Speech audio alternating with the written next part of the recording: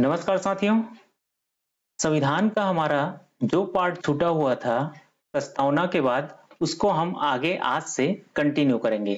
आज हम देखेंगे अनुसूचियों के बारे में। संविधान की अनुसूचियां के बारे में आज हम देखेंगे। ये हम बिल्कुल एडवांस लेवल में लेकर चलेंगे। जो आज जिस टाइप के क्वेश्चन आते हैं उस टाइप के हम लेकर चलेंगे। देखिए, यहाँ पर मैं अपने नोट्स का एज इट इज यहाँ पर कॉपी रख रहा हूं। उसके बाद में हम इसी को डिटेल करते हुए चलेंगे, कैसे कैसे क्वेश्चन आते हैं। देखिए, सबसे पहले आपसे ये पूछा जा सकता है कि मूल संविधान में कितनी अनुसूचियां थी, मूल संविधान में कितने भाग थे, मूल संविधान में कितने अनुच्छेद थे। तो ये आपको पता रहना चाहिए। और वर्तमान में कितने अनुसूचियां हैं, वर्तमान में कितने भाग हैं और वर्तमान में कितने अनुच्छेद हैं, ये आपको पता रहना चाहिए। तो देखिए, यदि मूल संविधान में अनुसूचियों की बात किया जाए तो मूल संविधान में अनुसूचियां कितनी हैं? 8। मूल संविधान में कितनी अनुसूचियां थी? तो ये हो जाएगा 8। और यहीं पर आपसे पूछा जाएगा कि मूल संविधान में भाग कितने हैं, भाग कितने थे? तो यहां पर हो जाएगा आंसर भाग 22। 22 भाग मूल संविधान में थे। और यहीं पर आपसे अनुच्छेद पूछा जाएगा कि मूल संविधान में कितने अनुच्छेद थे। तो इसका आंसर हो जाएगा 395। ठीक वहीं पर यदि आपसे वर्तमान में पूछा जाएगा कि वर्तमान में कितनी अनुसूचियां हैं, तो आपको याद रखना है वर्तमान में कितनी अनुसूचियां हैं? 12। और यहीं पर आपसे आपसे भाग पूछा जाएगा कि वर्तमान में कितने भाग हैं, तब भी आपको भाग 22 ही बताना है। जब तक आपको गणना के आधार पर न पूछा जाए तब तक आप आंसर 22 ही लेंगे। ठीक यहीं पर आपसे अनुच्छेद पूछा जाएगा, तो अनुच्छेद कितने हैं अभी वर्तमान में? वर्तमान में भी 395 अनुच्छेद है। लेकिन यहीं पर गणना के आधार पर पूछ लिया गया। यदि गणना के आधार पर पूछा जाएगा तो कितने अनुच्छेद हो जाएंगे? 465 अनुच्छेद। देखिए, गणना के आधार पर जैसे जैसे अनुच्छेद 51 है तो 51 क जोड़ दिया गया, तो ये उसके उप अनुच्छेद के अनुसार पर ऐसे ही जोड़ते चले गए, तो वो गणना के आधार पर कितने अनुच्छेद हो गए? 465 अनुच्छेद हो गए। अब देखिए, ये भाग 22 और भाग 25 का क्या है, क्या क्या कॉन्सेप्ट है, इसको हम देखते हैं। देखिए, वर्तमान में यदि गणना के आधार पर भाग पूछा जाएगा तो कितने भाग हैं? 25 भाग हैं। देखिए, 25 भाग कैसे हुआ मैं आपको समझाने की कोशिश करता हूं। देखिए, पहले तो कितने भाग थे? पहले 22 भाग थे, ठीक है। उसके बाद में एक भाग जोड़ा गया मूल कर्तव्य के रूप में। मूल कर्तव्य को कौन से भाग में जोड़ा गया? 4 क के रूप में, ठीक है। उसके बाद में नगर निकाय को कौन से भाग के रूप में जोड़ा गया? भाग 9 क के रूप में जोड़ा गया। ठीक वैसे ही सहकारिता के रूप में भाग 9 ख को जोड़ा गया। ठीक वैसे ही प्रशासनिक अधिकरण के रूप में भाग 14 क को जोड़ा गया। तो देखिए, पहले 22 थे और यहां पर मैं आपको 4 बता दिया, तो 22 4 कितने भाग हो गया? टोटल 26 भाग हुए। अब देखिए, 26 में से भाग 7 आपको पता होगा। भाग 7 क्या था? जिसको राज्यों को श्रेणियों में बांटा गया था। कितने श्रेणी में? ए बी सी डी, 4 श्रेणियों में बांटा गया था। उसको 7वें संविधान संशोधन द्वारा क्या कर दिया गया? 7वें संविधान संशोधन द्वारा क्या कर दिया गया? निरसित कर दिया गया। निरसित मतलब हटा दिया गया। तो अब कितने भाग हो गए? देखिए, 26 तो पहले हो गए थे, तो 26 में से एक हटा देंगे तो कितने भाग हो जाएगा? यहां पर 25 भाग हो जाएगा। तो समझ गए आप इस तरह से। तो अभी वर्तमान में गणना के आधार पर यदि आपसे पूछा जाएगा गणना के आधार पर कितने भाग हैं, तो तब आपका आंसर होगा 25 भाग। अब देखिए, यहां पर मोस्ट इंपॉर्टेंट क्वेश्चन एक ये बनता है कि 1935 के अधिनियम में, आपको पता होना चाहिए कि 1935 के अधिनियम में भी एक संविधान था। तो उस संविधान में 1935 के अधिनियम में कितने भाग थे? तो आपको अच्छे से पता होना चाहिए कि उस संविधान में 1935 ये एक्ट के तहत जो संविधान बना था, उस समय जो संविधान बना था 1935 के एक्ट में कितने भाग थे? तो 14 भाग थे। और यहीं पर आपसे अनुसूचियां पूछा जाएगा, तो अनुसूचियां कितने थे? तो 10 अनुसूचियां थे। और यहीं पर आपसे अनुच्छेद पूछा जाएगा कि 1935 के अधिनियम में कितने अनुच्छेद थे। तो यहां पर आपको अच्छे से याद रखना है कि अनुच्छेद जो है 321 थे। तो आपको बहुत ही अच्छे से याद रखना है। और यहां पर देखिए वही लिखा है कि मूल संविधान में 26 जनवरी 1950 को जो हमारा संविधान लागू हुआ उसमें कितनी अनुसूचियां थी, तो 8 अनुसूचियां थी। और वर्तमान में कितनी अनुसूचियां हैं, तो 12 अनुसूचियां हैं। अब देखते हैं नेक्स्ट। देखिए 4 अनुसूचियां जो बाद में जोड़ी गई उसको हम पहले देख लेते हैं। देखिए 9वीं अनुसूची, 9वीं अनुसूची कब जोड़ा गया, 1951 में। 1951 में कौन से संविधान संशोधन के तहत जोड़ा गया, प्रथम संविधान संशोधन। देखिए प्रथम संविधान संशोधन 1951 के तहत 9वां अनुसूची जोड़ा गया। प्रथम संविधान संशोधन अधिनियम 1951 के तहत कौन सा जोड़ा गया, 9वां अनुसूची जोड़ा गया।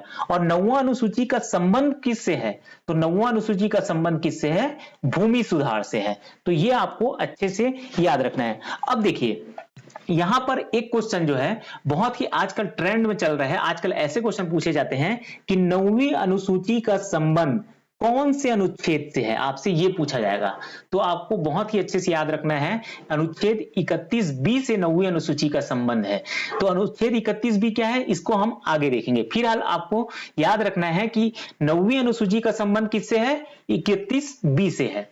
अब देखिए 10वीं अनुसूची, 10वीं अनुसूची को कौन से संविधान संशोधन अधिनियम के तहत जोड़ा गया, तो इसको जोड़ा गया 52वां संविधान संशोधन अधिनियम 1995 के तहत 1985 के तहत जोड़ा गया 10वीं अनुसूची को। तो 10वीं अनुसूची में किसका उल्लेख है, तो यहां पर है दल बदल रोकथाम के बारे में इसका उल्लेख है 10वीं अनुसूची में। और आपसे यह पूछा जाएगा कि 10वीं अनुसूची का संबंध कौन से अनुच्छेद से है, तब आपको आंसर देना है अनुच्छेद 102 और अनुच्छेद 191 का संबंध 10वीं अनुसूची से है।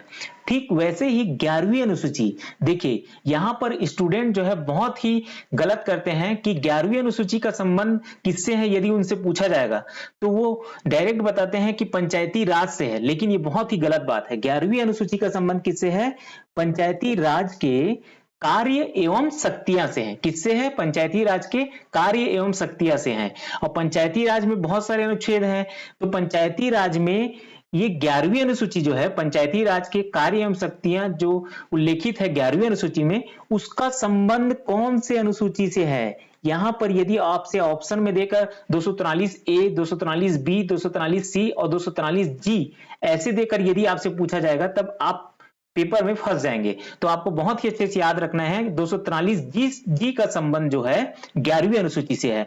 और 243G में क्या दिया गया है, तो इसमें दिया गया है पंचायती राज के कार्य एवं शक्तियां। तो ये आपको बहुत ही अच्छे से याद रखना है।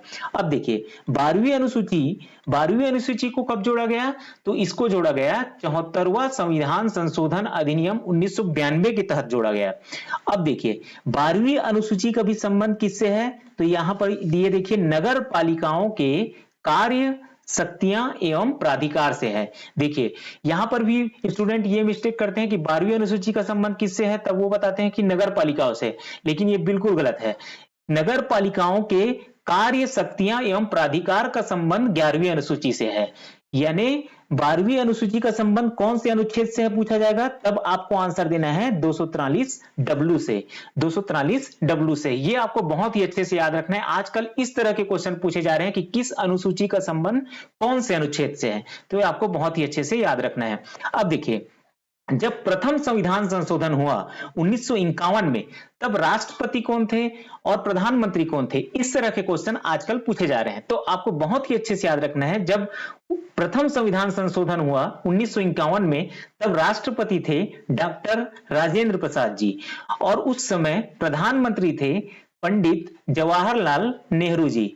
ठीक वैसे ही जब 52वां संविधान संशोधन 1985 में हुआ, तब उस समय राष्ट्रपति कौन थे, तब उस समय राष्ट्रपति थे ज्ञानी जैल सिंह जी। और उस समय प्रधानमंत्री कौन थे, तब हो जाएगा राजीव गांधी जी, उस समय प्रधानमंत्री थे। ठीक वैसे ही जब 73वां और 74वां संविधान संशोधन हुआ 1992 में, तब राष्ट्रपति कौन थे, तब आपको याद रखना है राष्ट्रपति थे इसमें शंकर दयाल शर्मा। और उस समय प्रधानमंत्री कौन थे, तो पीवी नरसिम्हा राव उस समय प्रधानमंत्री थे। अब देखिए अनुसूची के संबंध में यहाँ पर हमने ऊपर 4 अनुसूची के बारे में हमने देख लिया। अब देखते हैं नीचे जो है बचे हुए अनुसूचियों में क्या क्या है। उसके बाद में हम आगे के वीडियो में इस एक-एक अनुसूची को बहुत ही डिटेल से पढ़ेंगे, इसका बहुत ही डीप से पढ़ेंगे। आपसे हर क्वेश्चन, हर पेपर का हर क्वेश्चन सॉल्व हो जाएगा। देखिए अनुसूची को हम यहाँ पर पहले शॉर्ट में देखते हैं। अनुसूची 1 में किसके बारे में उल्लेख है? संघ तथा राज्य के बारे में उल्लेख है।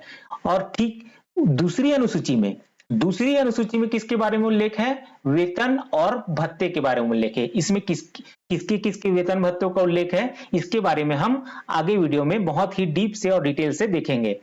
वैसे तीसरी अनुसूची का संबंध किससे है? तो शपथ से है।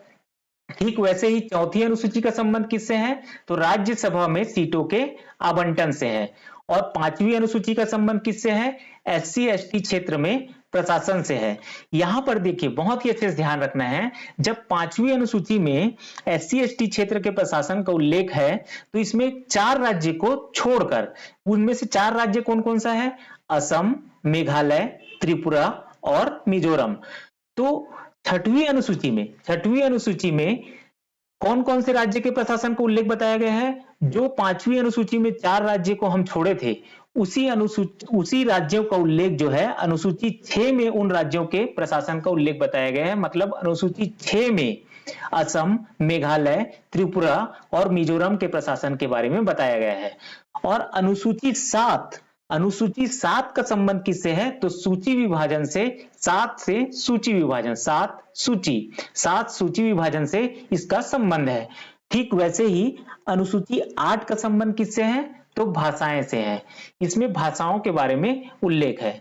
तो आज की वीडियो में सिर्फ इतना ही। Thank you.